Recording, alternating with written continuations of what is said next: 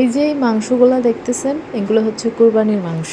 আর এই কুরবানির মাংসটা ফ্রিজ করে রাখছিলাম এতদিন। কুরবানির ঈদের দিন রান্না করা মাংস এটা, আর এটাকে বলা হয় সিন্নির মাংস। কুরবানির ঈদের দিন যে মাংসটা রান্না করা হয় ওইটার মতো মজা আমার মনে হয় সেকেন্ড টাইম রান্না করলে আর ওই মজাটা লাগে না। তো আমার শাশুড়ি মা প্রত্যেকবারই কোরবানির মাংস রান্না করে প্রথম দিন সিন্নির মাংসটা থেকেই প্রায় 5-6 কেজির মতো রেখে দেয় ফ্রিজ করে, আর ওইটা আমি নিজের হাতেই ফ্রিজ করি শক্ত হওয়ার জন্য। তো এবারও প্রায় 6 কেজির মতো মাংস আমরা ফ্রিজ করে রাখছিলাম, রান্না করা মাংস সিন্নির মাংস থেকে। এগুলো হচ্ছে ভাইয়াদের জন্য, আমার ভাসুর দেবর যারা বিদেশ থাকে তাদের জন্য। তো মায়ের মন তো একটু অন্যরকম, আমরা খাবো ছেলেরা খাবে না তা তো হয় না। আমার শাশুড়ি মা প্রত্যেকবারই এই কাজটা করে। আমার বিয়ে হওয়ার পর থেকেই দেখতেছি যে যতবার কোরবানি আসছে নিজের হাতে রান্না করে ছেলেদের জন্য রেখে দেয়। আর ওইগুলাই আজকে প্যাকেটিং করছি। তার কারণ হচ্ছে কোনো একটা লোক যাবে বিদেশে, আর ওই লোকের কাছে এগুলো দিয়ে দেওয়া হবে যাতে করে ওনারা খেতে পারে। আসলে এটাই হয়তো বা দুনিয়ার বুকে ভালোবাসা, মায়েদের ভালোবাসা একটু অন্যরকমই হয়।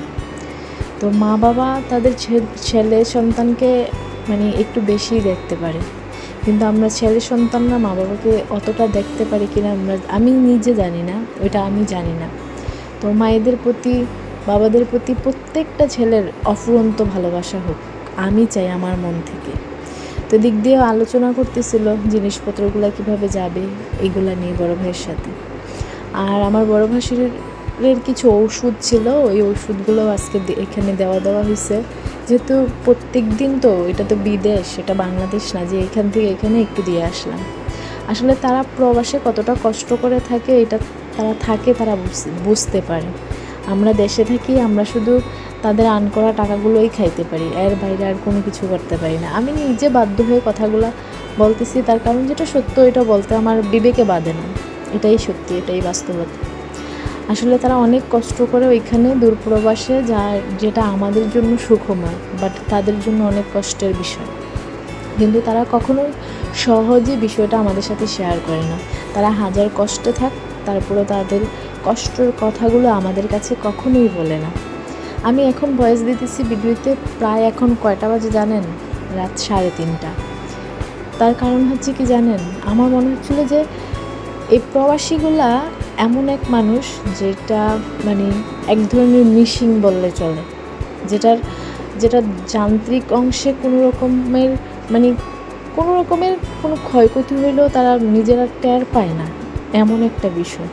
তো আল্লাহ প্রত্যেকটা প্রবাসীকে ভালো রাখুক, সুস্থ রাখুক, আমি মন থেকে চাই। সো আমার ভিডিও ব্লগ ভালো লাগলে লাইক কমেন্ট শেয়ার অবশ্যই করবেন। আর যারা আমাকে ভালোবাসেন না, আই ডোন্ট কেয়ার, আপনারা আমাকে ভালোবাসলেও যা, না বাসলেও তা। আর যারা ভালোবাসেন আলহামদুলিল্লাহ, শুক্রিয়া, আপনাদের জন্য অনেক অনেক দোয়া। আমার জন্য আপনারা অনেক দোয়া করবেন, এই আর কি।